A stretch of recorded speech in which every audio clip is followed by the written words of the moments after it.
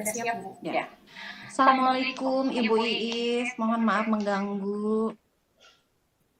Waalaikumsalam, Ibu. Ada apa, Ibu? Ada yang bisa saya bantu? Iya, saya tuh sekarang kan mulai masuk semester 2 ya. Ada yang ingin saya bicarakan. Hmm, eh, apa tujuan Ibu dari ini, Bu? Dari pembicaraan ini, Bu? Saya mau ada percakapan coaching nih sama Ibu. Mudah-mudahan bisa membantu saya ya, mencerahkan. Saya tuh agak bingung sekarang. Saya ingin tujuannya melalui pembicaraan coaching ini nanti saya dapat pencerahan. Saya ingin meningkatkan minat baca Bu di anak didik saya, murid kelas 1A. Ya, seperti itu. Baik, Bu Elpin. Apa yang bisa Ibu ceritakan sehingga kurangnya minat membaca pada siswa di kelas Ibu itu? Seperti apa, Bu?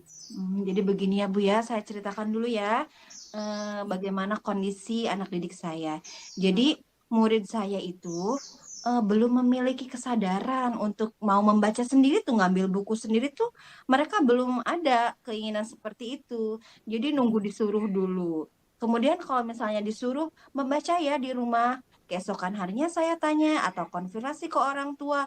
Lah katanya enggak Bu, anak saya maunya main saja. Ya, memang anak seperti itu senangnya bermain ya, Bu, anak kelas 1 itu. Nah, selain itu juga saya sudah membuat pemetaan kesiapan belajar murid. Jadi, saya sudah ada 3 kelompoknya. Yang pertama, anak saya itu ada yang kurang. Yang dalam kurang itu maksudnya dalam pemahaman atau suku katanya itu masih dieja. Kemudian yang sedang, yang tadi yang mengeja itu 5 orang.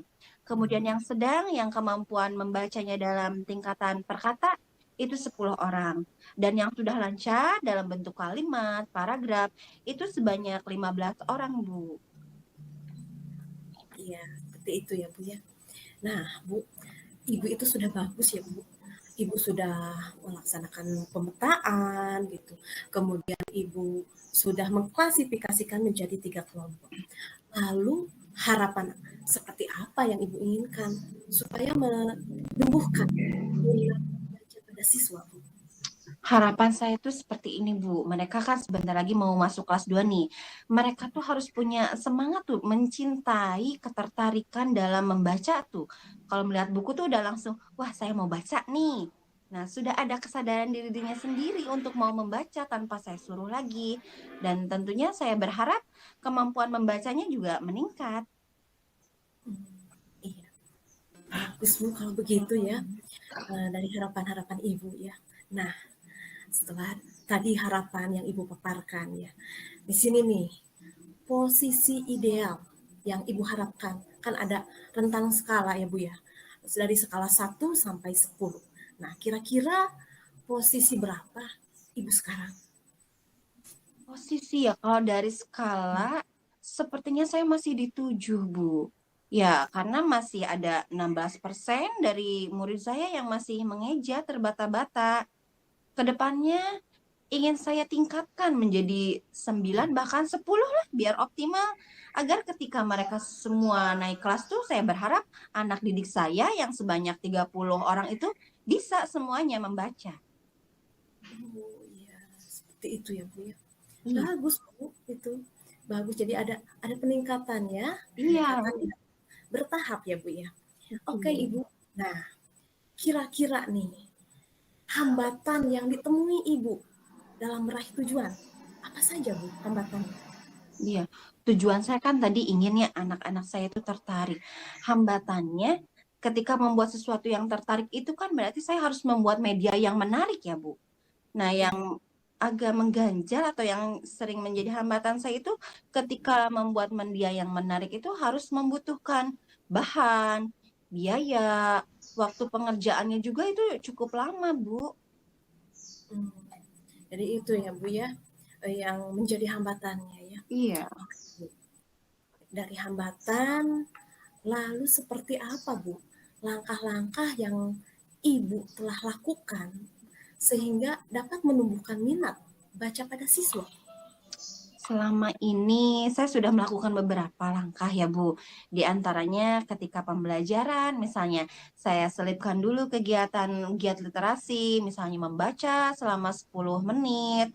Kemudian saya juga sudah membuat kartu kata, tapi dalam bentuk yang masih sederhana Bu, masih polosan. Misalnya saya ngeprint, saya gunting, disimpan. Kemudian kadang lupanya teledornya tercecer. Jadi saya belum menatanya dengan baik. Kemudian ada juga media ular tangga kata gitu, tapi masih jarang saya gunakannya. Hmm, itu ya. Ibu itu luar biasa. Ide-ide kreatif ibu sudah bisa membuat kartu ya, kartu huruf, kemudian tadi ada media ular tangga itu sungguh bagus Bu. Nah sekarang tinggal ibu lebih memanage waktunya saja Bu, agar bisa sering dilaksanakan Bu, supaya siswa itu tumbuh ya, tumbuh minat bacanya Bu gitu. Nah Iya. Bu, apa yang menjadi kekuatan Bu? Kekuatan yang bisa diambil dari langkah-langkah tersebut Bu? Yang menjadi kekuatan saya tentunya karena saya ingin membuat media pembelajarannya yang menarik, nanti saya akan berusaha membuat medianya itu dari sesuatu yang mudah saja Bu. Misalnya memanfaatkan barang bekas atau dari bahan alam yang mudah didapat. Kemudian diolahnya juga mudah sehingga pengerjaannya tidak membutuhkan waktu yang lama.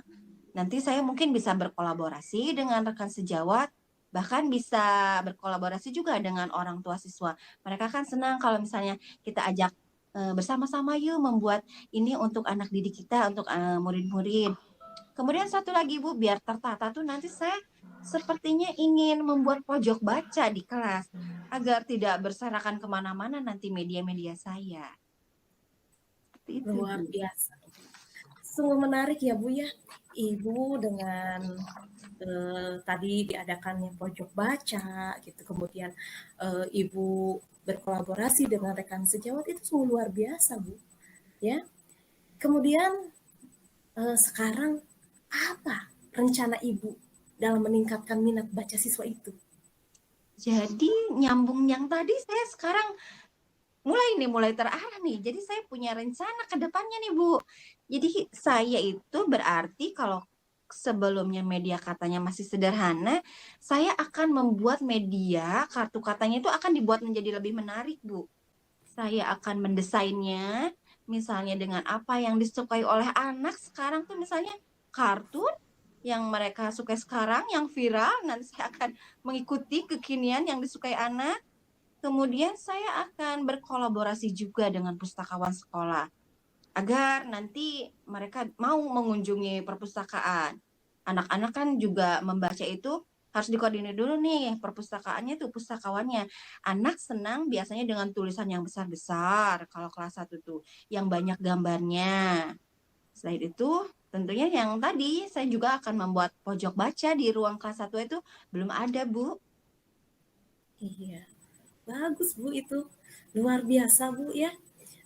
Di sana kan kalau kita membuat media itu yang viral-viral kan Ibu tadi sudah memaparkannya Bu dengan kartun yang sedang tren sekarang, sedang viral sekarang. Jadi kan si siswa itu akan tumbuh ya Bu. Bagus sekali Bu. Terus Ibu berkolaborasi dengan pustakawan yang ada di sekolah itu sungguh luar biasa Ibu, hebat sekali. Nah Bu, dari sana apa strateginya Bu nantinya? Strategis. Iya, kalau strateginya berarti harus laras dengan rencana saya.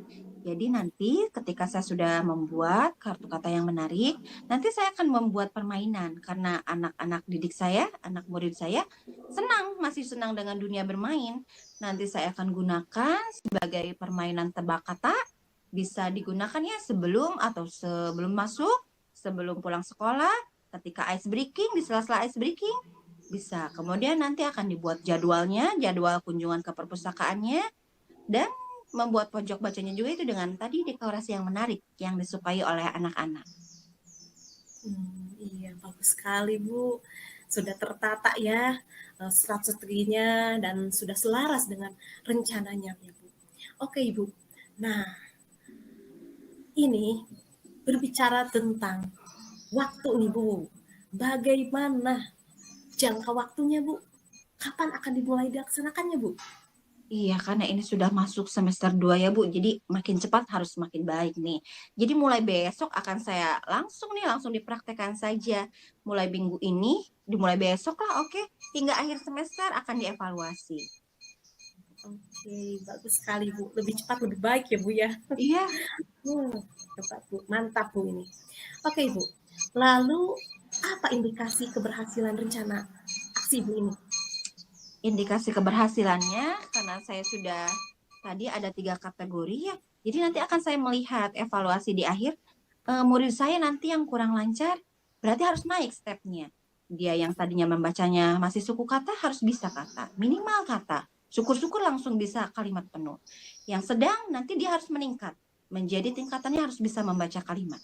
Dan yang sudah lancar tentunya dia harus bisa lebih memahami makna dari setiap kata yang dia bacanya. Oke, jadi Ibu melihat dari pengklasifikasian 3 kelompok tadi ya Bu ya. Iya. Oke Bu. Nah, lalu apa yang ingin Ibu kembangkan nih di akhir semester ya? Capaiannya apa saja nih menjelang akhir semester itu? Iya, setelah minat baca anak didik saya, murid saya meningkat, jadi saya ingin mengembangkan pemahaman mereka terhadap isi bacaan. Karena biasanya mereka hanya baru bisa membaca kata, tapi belum tahu maknanya.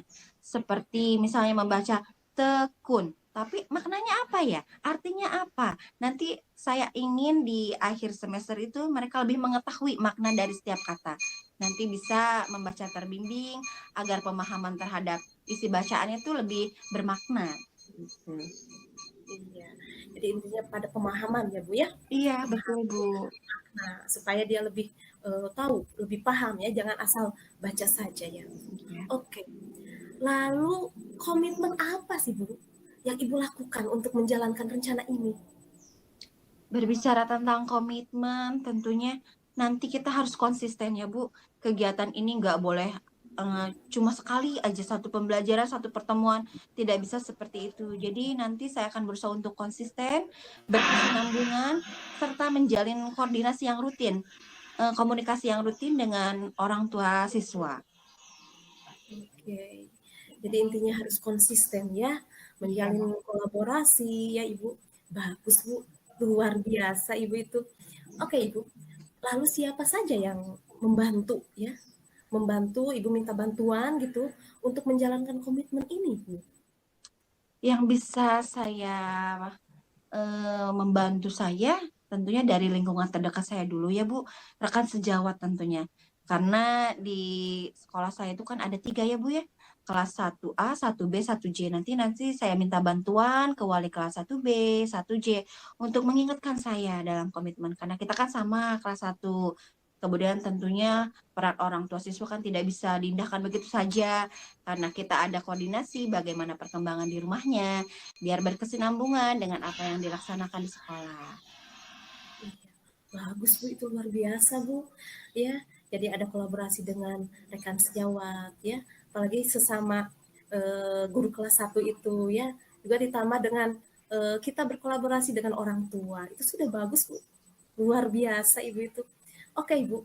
Nah, di sini tindak lanjutnya Bu dari coaching ini apa Bu? Oh ya, tindak lanjutnya berarti tadi saya sudah mempunyai gambaran yang jelas nih ya buat besok dipraktekkan. Jadi ke depannya setelah ini saya langsung nih mulai semangat saya Bu, alhamdulillah mau mempraktekkan lah besok membuat kartu kata dengan desain yang menarik. Kemudian saya juga harus memberi perhatian yang lebih ya pada anak yang masih kurang. Kemudian refleksi berkala. Jadi saya nanti pantau, saya lihat apa yang sudah sesuai atau apa yang harus saya tingkatkan lagi ke depannya biar hasilnya optimal. Oke, bagus sekali Bu. Nah, Bu, setelah tadi kita melaksanakan coaching ya, apa yang Ibu simpulkan dari coaching ini?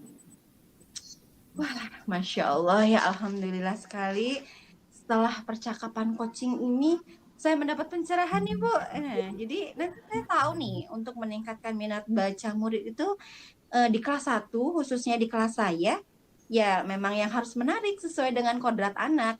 Di antaranya desainnya, kemudian dikemas juga dalam bentuk permainan, kemudian nanti pojok baca, serta nanti saya akan buat jurnal untuk memantau perkembangan kemampuan membaca murid, Bu. Oke, Ibu. Nah, Bu, bagaimana sekarang perasaannya?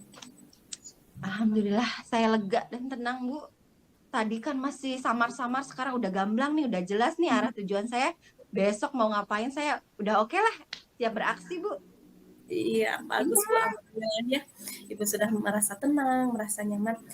Semoga rencana-rencana Ibu dapat terlaksana ya dengan baik. Semangat Bu, iya, semangat amin. Terima kasih pagi. banyak. Terima kasih banyak, Bu. Bel sudah Kami berbunyi, saya pamit ke kelas lagi. ya, silahkan Bu. Ya, Assalamualaikum. Waalaikumsalam.